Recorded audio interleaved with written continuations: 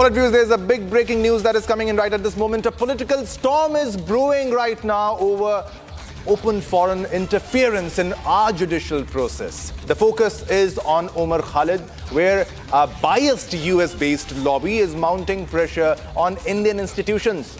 Now, 8 US lawmakers have raised questions about the Indian judiciary, specifically over bail decisions, triggering strong reactions in New Delhi. Critics say this amounts to meddling in India's internal affairs and an attempt to influence ongoing legal proceedings. Now, Zohran Mamdani vouches for Umar Khalid.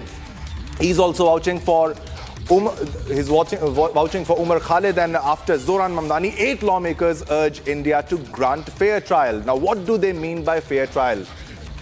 Zohran Mamdani vouches for Umar Khalid. Big development here, and this is a big development. Now, we are being joined by Executive Editor, Legal Rhythm is with us. Rhythm, what are the latest updates on this story? And it's a big development. They are trying to show solidarity, their support for the Tukre gang, that is Umar Khalid. The first question that we need to ask here is just who do these US lawmakers think they are? Are they even in power in the United States? Second, what right do they have to interfere in India's internal affairs? Who does this Zohran Mamdani think he is, penning notes, remembering Khalid, not knowing what's happening in India, let alone what's happening in the United States? I think it's not only blasphemous, it's absolutely abhorrent that the US lawmakers, including Zohran Mamdani, think they have this kind of right to do this with India's internal affairs. Umar Khalid is a terrorist. This has been stated in the top court of the country by the Additional Solicitor General who appeared in the last hearing, who told the Supreme Court in clear terms they tried for a regime change in India. With these US lawmakers, Umar Khalid was a part of the Delhi Riot conspiracy that was not only going to be in Delhi, but it was planned to be pan-India. With knowing that the riots were orchestrated to be around the time when the US President Donald Trump was going to be in India in 2020, how dare US lawmakers try and make this about human rights? It's very clearly a politically motivated statement and letter coming. Of course, this is for political funding, and this also suits the US lawmakers because this is trying to create instability in a region that is going to be dynamically, diplomatically, politically strengthened. India today is in a position of great power, which causes a bit of fright, possibly, to the United States lawmakers, and that's why these kind of statements coming out. If I was to go only legally, because US and what they're trying to do, diplomatically, I'm not going to speak about. This is not coming from the US government, but this is coming from US lawmakers. How much authority they have to write this, I very much doubt. But to tell you truthfully, Umar Khalid has been in prison for trying to orchestrate a riot, not just a riot in Delhi, but a pan-India riot that could have gone into much more when they were trying to ensure that there was a regime change in India. The story was broken right here first in 2021, then we broke it in 2025 when that affidavit by the Delhi police was filed, when they said that they had proper aims to try and make this about being pan-India. If in fact Umar Khalid and all of them who had proper WhatsApp groups, who had planned to send people to different parts of the country and ensure that they were in different places, if the Delhi police is giving such knowledge and having such knowledge that they wanted a regime change, then knowing what they've said, his bail has been cancelled. I think this is very cleverly being done because right in the first week of January, when the Supreme Court of India opens, very soon there's going to be a judgment on his bail. So this is very cleverly politically being timed to try and put pressure. But let it be known to these US lawmakers, India does not buckle under pressure. The US judiciary very much has clearly been told the US in the Indian courts, Umar Khalid was a prime conspirator of the Delhi riots.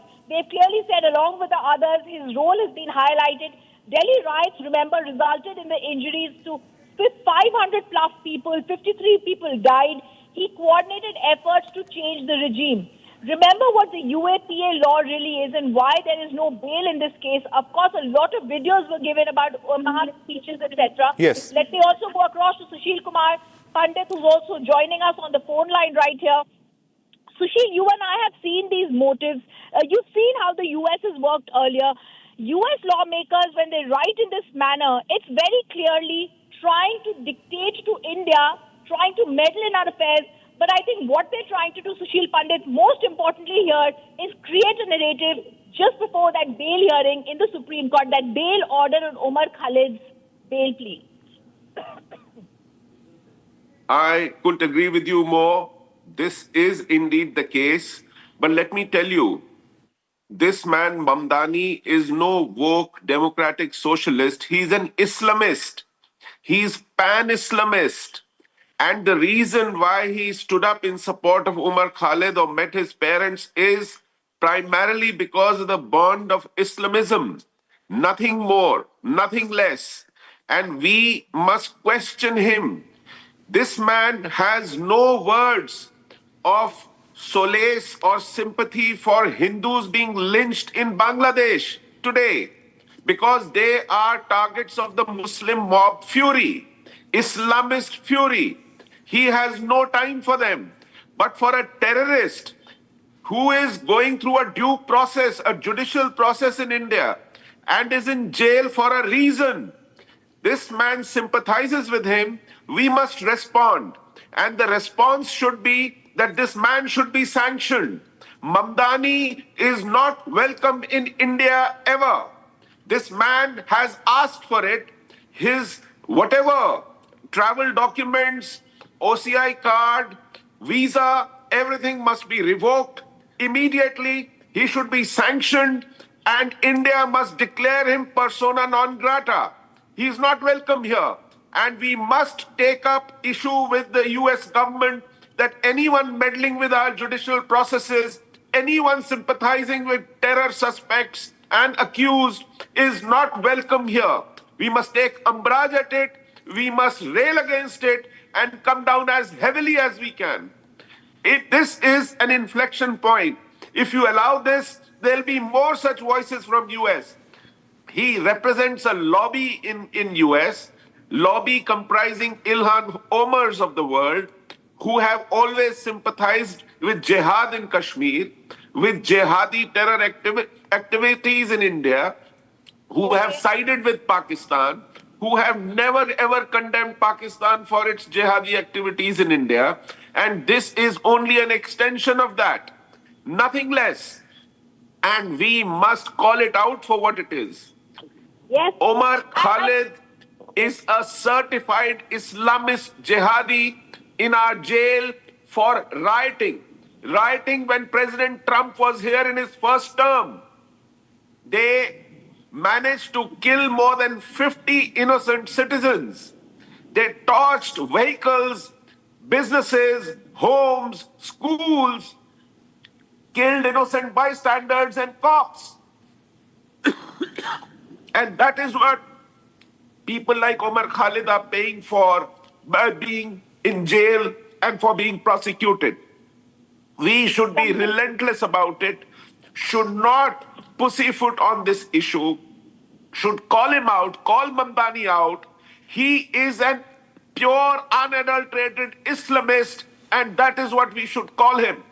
And Islamist interference in Indian judicial processes should never be tolerated. Has to be called out. And this man has to be sanctioned. He has to be properly sanctioned from Government of India. He should never be welcome here. His OCI, his visas, everything have to be taken off.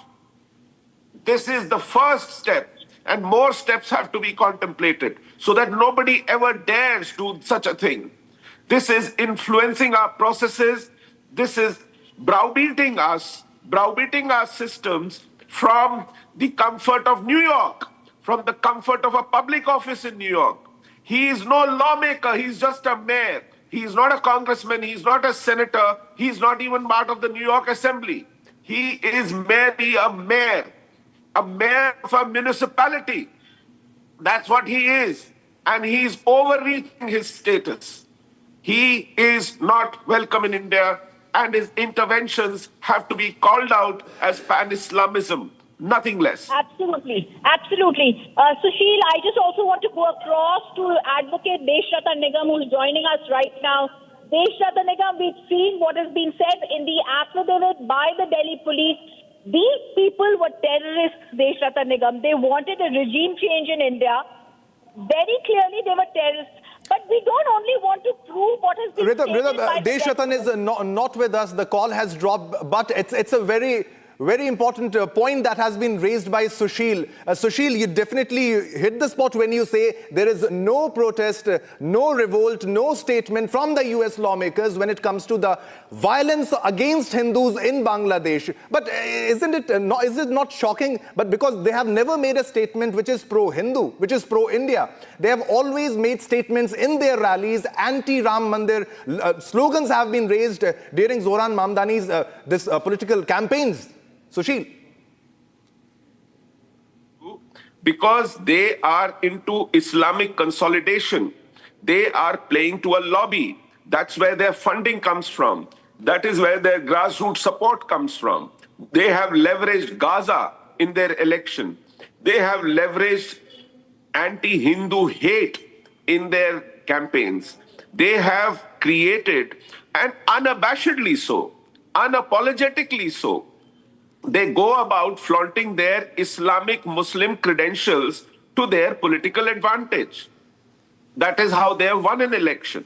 Today they have able to create a fear, a phobia, and whip that phobia in order to get votes. They have milked on anti-Trump unpopularity. All the misgivings against the current political dispensation in America has been milked to win an election. And this election, they think, confers them legitimacy to support terror, to support jihad, to support terror accused in Indian jails. Sorry, not acceptable. And this should be called out. Definitely, Sushil. Thanks a lot for joining us and for your insights on this development.